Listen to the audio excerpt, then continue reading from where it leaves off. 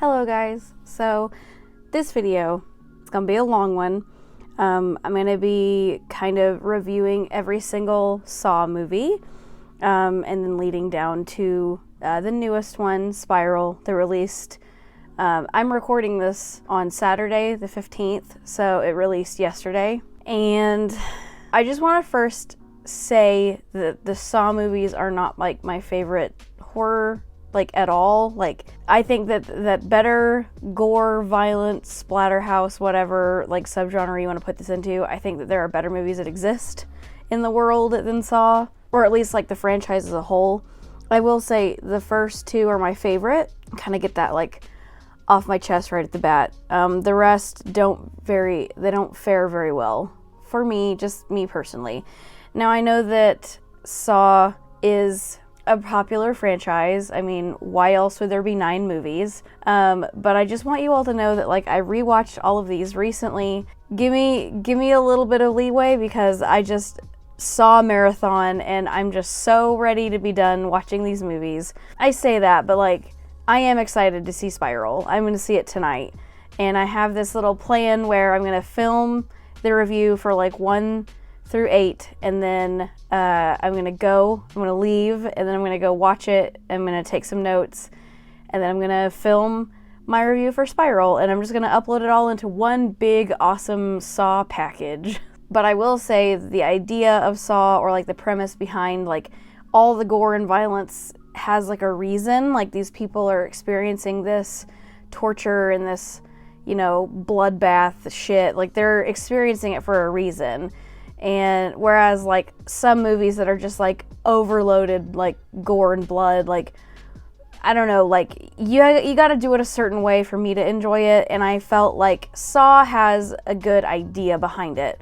Not every movie executes it well, as you will find out when I do these reviews. But I just kind of want to give a disclaimer that if you haven't seen any of the Saw movies, or if you're kind of doing what I did, where you okay, I'm going to power through all of these and watch them. I'm going to be giving a couple of spoilers throughout this whole series because I can't really talk about some without mentioning plot points from previous ones. So just be warned, there will be spoilers in this video. As far as Spiral though, when I get to that one at the end of this video, I will make it as spoiler-free as possible. So yeah, just kind of know that going in before you start. So let's just start ticking these away. The first movie is Saw from 2004, directed by James Wan, where it all started. I do think, a lot of people, when this movie came out, it was a big deal. And you see small directors making a big movie that took the whole horror movie world community thing to a new place. And my favorite part of Saw is honestly the ending, and I feel I'm not alone in that. The twist was just unreal. It had a good plot, it executed the twists and turns really well, the scares, the tension, it was all, chef's kiss. It's not a perfect movie. I do like that they took gore and splatter elements from horror and they laced it in with a story and made that part of the storytelling. So it gets 2 thumbs up for me because of that, and I do give the first movie an overall ranking of 4 out of 5 stars. Next on the list is Saw 2 from 2005, directed by Darren Lynn Bousman. This movie took a really successful formula of kidnapping people, testing their intelligence and willpower to survive, and then they cranked it up a few notches and introduced more people to play these games. I love the expansion of the story for this franchise and how there was more gore and more at stake for characters without it coming off as too much. In a way, I feel the story of Officer Eric Matthews, the main detective dude, his trials in the movie were better than any other character's trial in the entire franchise. It was super believable.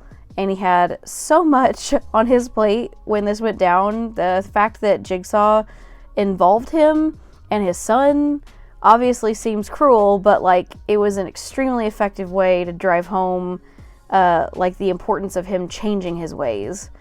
This movie made Jigsaw seem a little bit less than a villain. Not relatable by any means, but like, I don't know, like it's like a tough love kind of vibe. And I give this movie 3.5 stars out of 5. Next one is Saw 3 from 2006. This was also directed by Darren Lynn Bousman. Oh boy. So this is actually where it all kind of starts to go downhill for me. I felt like it was created with this driving force of being like, I don't know, like it was wanting to outdo all the previous, and they wanted to add as many twists as possible. And now, like, I do feel like this movie was kind of cool, like as an installment to the series, with like the whole purpose of it being to progress the story. You know, it did that, but I felt like the gore and gross factors were, you know, albeit creative, they just were extremely try-hard for me. The entire trap set for Jeff, the main dude, was full of people involved in his son's accidental death. And Jigsaw had been including people in traps as ways for them to fight through their physical obstacles and free themselves physically and mentally as a way to appreciate their lives. But this movie has people that aren't in control of their lives at all. They die because Jeff's inability to help them fast enough, or he does this like wailing sad, oh, but you wronged me kind of, you know, cry fest. But then he ends up trying to save him, but he I don't know, like, I just hated this movie's main character. I hated Jeff with a burning passion. He was so annoying. And then like the side story with the doctor helping Jigsaw with like his medical issues, that was just so over the top. I truly found this movie more annoying than anything. All that, you know, off the table, I did think that the traps were unique and cool in this one. And I'll even admit, though, like the brain surgery scene, like the super unrealistic, that's not really a thing. That scene, like, it kept me on the edge of my seat, like, the whole time. And I've only ever seen this movie twice. Seeing it again, and I know what's gonna happen, it still had me on edge. So that was a cool part. I give this movie 2 out of 5 stars. Next one is Saw 4 from 2007, also directed by Darren Lynn Bousman. And real talk, I hated this one. This movie started an era of like the Detective Hoffman saga or whatever. Like, he was just like a main pivotal character in like this one and then the following ones, and I just hate him so much. Like, I hate that they introduced a cop into this and made him like a pivotal point in like several movies. What he adds to the franchise completely defeats the purpose of Jigsaw and like what he believed in. He dilutes and ruins the purity of John Kramer, aka Jigsaw. Like, he just dilutes it, and he like puts people in traps that can't be like fixed, or they can't be like solved. And I will say, like, I think adding him to the movies, or like at least giving him that much focus in the movies, really was the downfall of the Saw franchise for me personally. Anyway, so this is one that follows, it's like only the FBI and cops involved in the Jigsaw murders, and that really soured the movie for me. They dedicated like several scenes to the fact that Jigsaw has these big plans and will continue his work even though he's dead. But like, I want to point out that because he's dead, nothing really stops Detective Hoffman from like putting his own dumb twists on things, and in turn like ruins the remaining work of Jigsaw. I don't know, man, like this movie was just not, it was like the first one that really disappointed me, and I give it 1 out of 5 stars. The next one is Saw 5 from 2008, directed by David Hackle. This whole movie was just about Detective Hoffman being pursued by Agent Strom after he survived a trap of his own that he wasn't meant to survive through. Glass cage on his head filled with water, he was supposed to drown, and then he does this like super, like, stab his throat with a pin and breathes through his throat because, you know, that happens. I don't know, I'm not a doctor, I don't know if it can, but it just looked really stupid. And like, obviously Strom recovers and he sets out to find and arrest Hoffman, but Hoffman has set it all up with evidence to point to and frame Strom as the Jigsaw successor. Like, does all that sound convoluted and unrelated to the meat of Saw movies? Yeah, I agree, same. The people who worked on this film were more involved in seeing through to the story of Jigsaw's successor and like the cops in these movies, that they just threw in like a random trap for 5 people, and the movie switched between their trials and the chase for Hoffman unrelated to each other's stories. Like, this movie felt like a scramble to tie up loose ends, but they also knew they had to throw in some gore and violence because it wouldn't be a Saw movie without it, and they couldn't just let it be a cop drama. This is one of the weakest movies in the franchise. It gets half a star out of 5.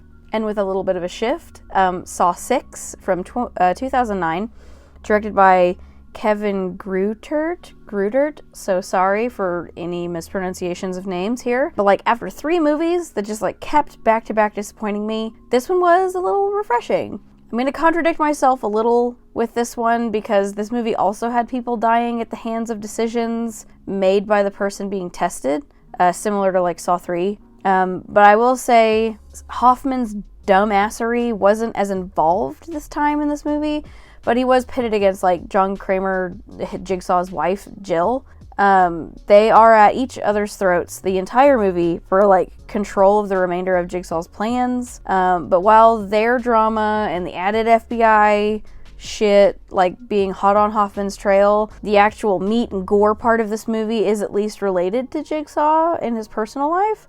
So it wasn't just like an unrelated gore trial. You find out that John/Jigsaw had tried getting his insurance people to cover the cost of an experimental treatment for his cancer, and was denied. The man who denied it is the main character that you follow that goes through his trap. And the victims in his trap are all the people who work for him at like his insurance firm thing. In Saw 3, I mentioned not liking the fact that some of the victims were dying at the hands of one person going through a trap. Their involvement in like the crime at hand wasn't like super severe. They ended up dying from a mixture of like negligence and like also like a personal vendetta that Jeff had against them. But in this movie, like William, the main character, the insurance dude, he is forced to pick who lives and who dies throughout his trap. And that is like a direct call to, there's like a flashback scene where you see John Kramer, Jigsaw. You see him talking to William about like getting help, and there's like a lot of talk about his formula for like his insurance business, how he runs it, how he decides who gets accepted or denied for coverage, is very much like playing God or like picking who lives and dies. And he was just put into a trap that was that formula put into like real life stakes. That it's different when you're dealing with people that you know and you care about, instead of like complete strangers that you don't have any ties to, and it's easy to just turn them away without helping them because you want to save money or like not spend that much money on them. I will say too, one of the reasons I think I liked this movie a little bit more than like the previous ones was like specifically the actor Peter Outerbridge. He plays William, the insurance dude. His acting, like you see him kind of deteriorate throughout the trap. Like he's learning that his business practice was immoral because he's like physically picking out of his like friends and colleagues who lives and who dies. And he's just a really good actor. I thought he did a really great job playing that role because I was emotionally invested by the end of the movie. And that's the kind of development that I like to see from Saw. But with that being said, I still only give it 2.5 stars out of 5.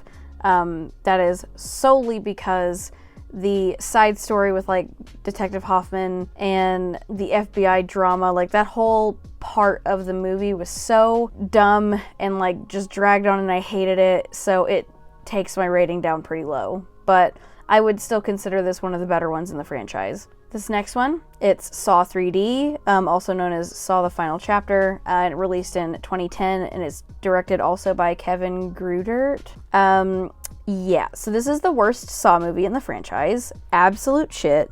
I was so disappointed from start to finish. It has this like early 2000s teen screen vibe in how the traps are executed and how the characters are acted out. Like all the Saw movies up until this point, I kind of felt took themselves pretty seriously, but the violence and the style of this whole movie just didn't fit the established pre-existing vibe for Saw. I'm all for changing up stuff from time to time, but man, this movie was just poorly made. It all just felt extremely sensationalized. The trailer even focuses on like the 3D aspect more than like the plot or the story, and it's just so cringe and it doesn't age well. All the traps are super weak and lame. The only kind of cool one was like the silent circle with the woman that has 4 spears that all come closer and impale her neck if she doesn't keep quiet. But the main character, Bobby, has to pull a key and a fishhook string thing out of her throat. That was brutal. A little on the nose, but still pretty cool. The rest of them are just dog shit. This whole film was really messy and like all over the place and played up because of the 3D aspect, and it just felt like it was trying really hard to be like this insane gore fest. I'm only giving this movie half a star. I would give it an absolute 0 if I could, but that half a star is strictly because you get to see Chester Bennington, one of the lead men of Linkin Park. He was in it, and you know, he's passed on, so I don't know, it was kind of nice just seeing him in a movie or seeing him acting in something. So may he rest in peace, but half a star. Sorry about it. And we're down to Jigsaw from 2017, directed by Michael and Peter Spierig. This one wasn't as bad as the others, but what lands this one such a low rating for me is just like the lazy story elements. This one takes place like 10 years after Jigsaw's death, with similar murders and people claiming to be playing his game again. What you're made to think is happening is a group of people go through a trap, just like all the others, and while that story plays out, there's the story following the forensic team that are looking over the bodies, and they keep finding one after another with clues that lead them to the next one. Then it comes down to like the end, and we finally get to see who the copycat killer is, because obviously Jigsaw's not alive. They end up changing a detail in John Kramer / Jigsaw's medical story, just a little bit, tiny detail. Like the details surrounding as to why the new killer is related to Jigsaw is so weak and so lame. And I would have liked to see maybe like, I don't know, one of the teens or kids that was involved in like one of the previous movies, like the little girl that gets taken away from Jeff, you know, Eric Matthews' son. Like, I don't know, I would have preferred to see a different way to tie the main or like the copycat killer to Jigsaw rather than, I don't know, that's such a minuscule detail. Like, it just felt very reaching. And I'm really ready for something fresh or new. And I was hoping that since this one was like, it came out in 2017, it's like, you know, enough years had been in between like the last one and like this one that it would be different. Cinematography wise and like actors and stuff, yeah, that was all fresh, but I don't know, it wasn't for me. I wasn't super impressed with it. I give it 2 out of 5 stars. All right, so now we are moving on to Spiral. Right now I'm gonna go watch it and then I'll report back as soon as I'm done taking my notes. So yeah.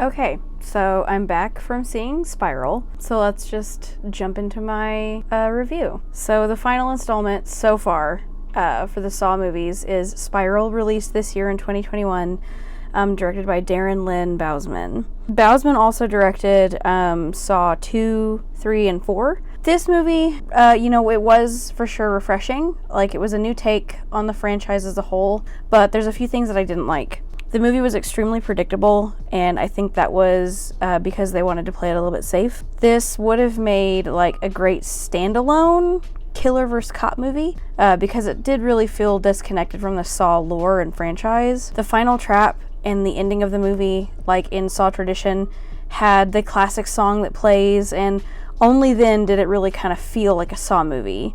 The ending was the perfect way to end it, honestly, though. It felt amazing.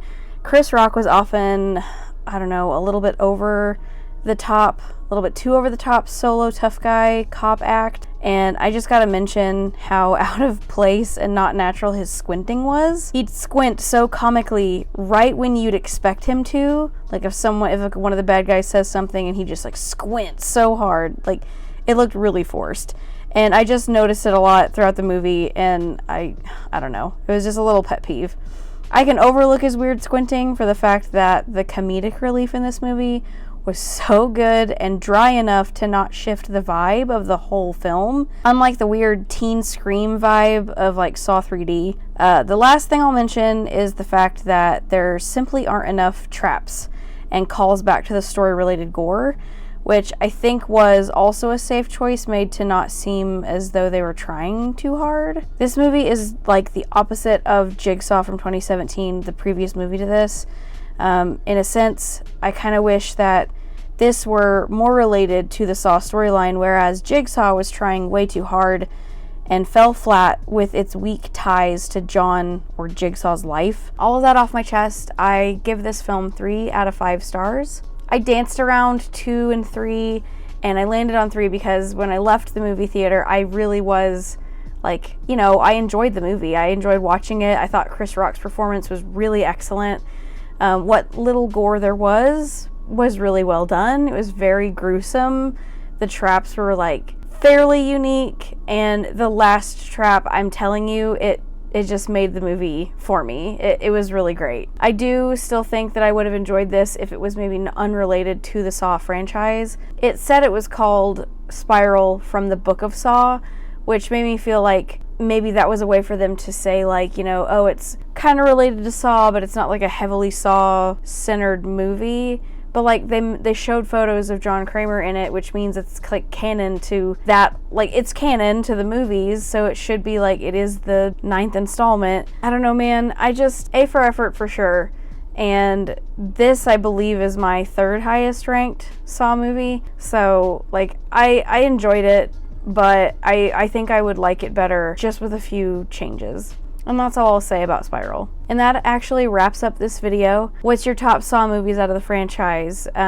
Did you agree with what I said about these movies? Did you think I was absolutely wrong? You know, regardless of what you think, let me know down in the comments. If you guys go out and see Spiral, let me know what you thought.